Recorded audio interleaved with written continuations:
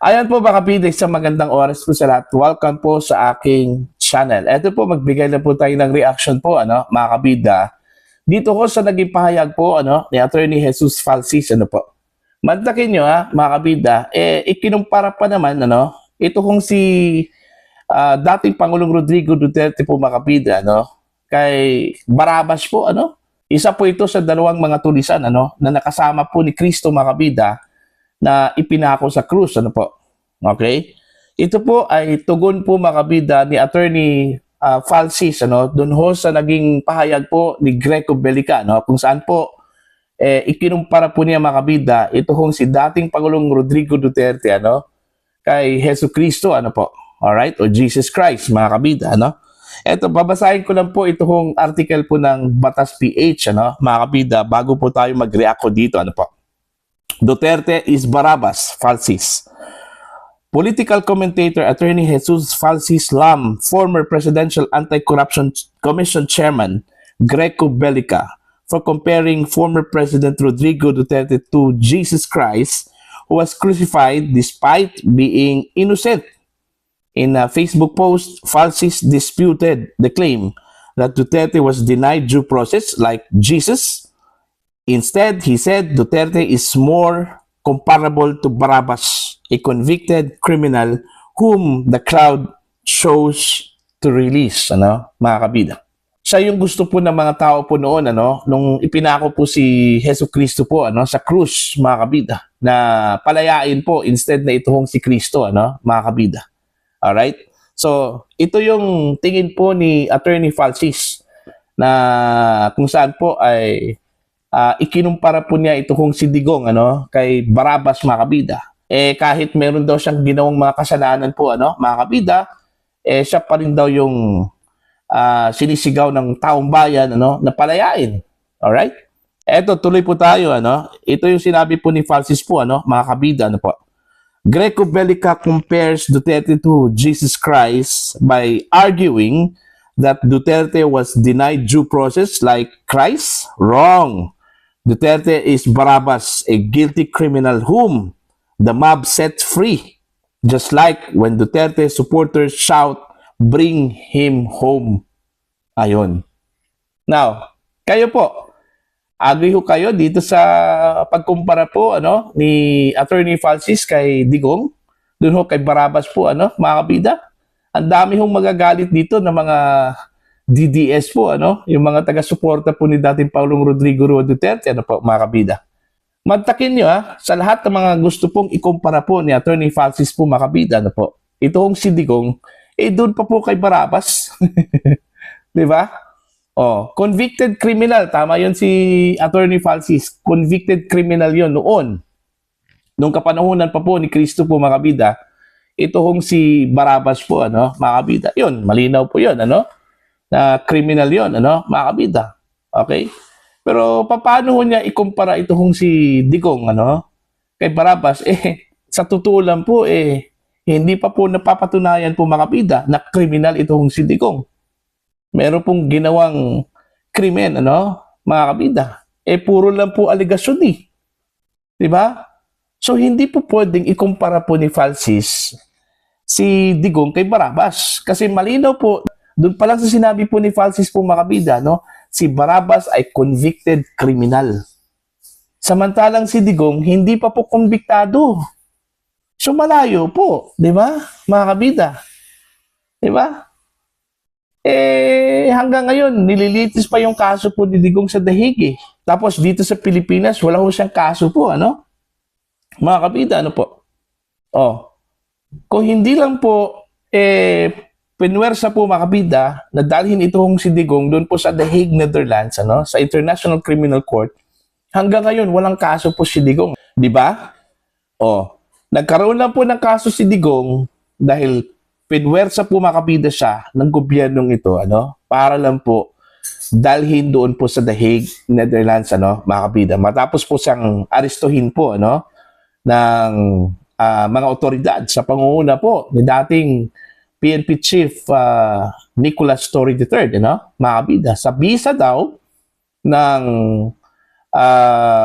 arrest warrant, na inisyu po ng International Criminal Court na dinala po mga kabida ng Interpol. Alright? Actually, malaking question yun eh. Malaking tanong po yun, ano, mga kabida. Dahil unang-una po, matagal na po tayong hindi miyembro po. Kumalas po mga kabida sa ICC. Tapos, bakit po in-honor po ng Marcos administration ng arrest warrant po, ano, mga kabida. Magaling kasing magpalusot po, ano, mga kabida, ito hong Marcos admin eh. Dahil sabi po nila, hindi daw sila nag-cooperate doon ho sa ICC po mga kabida, kundi doon ho sa Interpol. Dahil malaki daw yung pananagutan daw ng Pilipinas kapag hindi daw sila sumunod doon ho sa Interpol, ano, mga kabida. Okay? Pero malinaw po na indirectly po mga kabida, ang Marcos admin po ay nakikipag-cooperate po mga kabida sa ICC.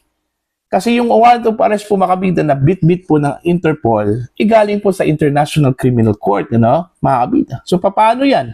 Paano ho sabihin po ng Marcos administration na indirectly hindi ho sila nakikipag-cooperate sa International Criminal Court, ano? Di ba? So, malinaw na kagustuhan po nila, no, na dalhin itong si Digong, mawala si Digong sa Pilipinas at dalhin po ito mga kabida sa ICC.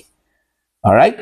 So, paano ho makumpara ni Attorney Falsis ito hong si Digong kay Barabas? Alright? Dapat lang po ano, na iuwi dito sa Pilipinas ito hong si Digong. Tama yung sigaw po ng mga supporters po ni Digong. Bring him home. Alright? Dahil unang-una po, yung mga kasong isinampa po makabida dyan po sa ICC ay gawa-gawa lang po yun. Alam naman po natin sino yung nagsampa po ng kaso, ano? Di ba si Trillanes at saka itong si Attorney Jude Sabio, ano? Anong ginawa po ni Attorney Sabio po, ano, mga kabida? Winidraw po niya yung kanyang kaso? Di ba? Kasi po, naniniwala ho si Attorney Sabio na gawa-gawa lang po yung kasong isinampa po mga kabida, no? Kay dating Pangulong Rodrigo Roa Duterte dyan po sa International Criminal Court. See? Ako, pabor po ako dun ho sa sinabi po ni Belica, no, mga kabida, na ikinumpara po niya si Digong, ano, kay Jesus Christ.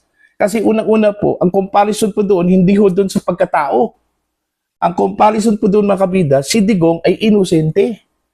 Okay? Katulad ho ni Kristo, ano po, mga kabida. Alright? Di ba? Ito, sigurado po ako magagalit talaga. Ito hong mga taga-suporta po ni Digong, ano? Mantakin nyo, sa lahat ng mga tao po makabida na pwedeng ikumpara po ni Attorney Falsis, si Barabas pa. Di ba? Bakit po hindi si Estas po makabida, yung isang criminal din, ano, makabida, na kasama ni Jesucristo na ipinako sa krus. Alright? Buti pa yun. Mas comparable pa po kay Duterte, ano, kaysa dito ho kay Barabas, ano, mga kabida. Kasi yun, mabait yun. Okay? Mabait yun si Estas. Mantakin nyo, nakikiusap pa po ito hong si Estas kay Kristo, mga kabida, na isama siya sa paradise o sa paraiso. Okay? Nung panahon na yun. Mas comparable pa po ito hong si Estas kay Digong kaysa dito ho kay Barabas, mga kabida. O baka naman po, ikumpara po natin si Digong kay Attorney Falsis, malayo po Malayo po. Hindi po comparable po si Digong kay Falsis, mga kabida, ano po. Alright? So, yun po, ano, medyo natatawa lang po ako dito ho sa comparison po ni Falsis po kay Digong, ano, doon po kay Barabas po, mga kabida, no. Ang layo. Ang layo po ano? Siguro, inis na inis po siya kay Belica, no? Dahil, mantakin nyo ang comparison po ni Belica kay Digong, ito kong si Jesus Christ. Hindi po niya matanggap pa si Jesus Christ yung comparison po ni Digong, mga kabida. Kaya, gumawa po siya ng, kumbaga, comparison din, ano? Bilang tugon doon ho kay Belica po, ano? Mga kabida, ano po. Alright? So, what do you think, mga kabida? Anong tingin ho ninyo dito? Pananaw po ninyo, ano? karapat-dapat po ba na ikumpara si Digong kay Barabas o dito ho kay Jesucristo po mga kabida? Please comment down. Sa mga hindi pa po subscriber po sa aking channel, please subscribe. Just click the subscribe button, click the notification bell, click all para updated po kayo makabida sa aking mga uploads. Maraming salamat po sa inyo lahat.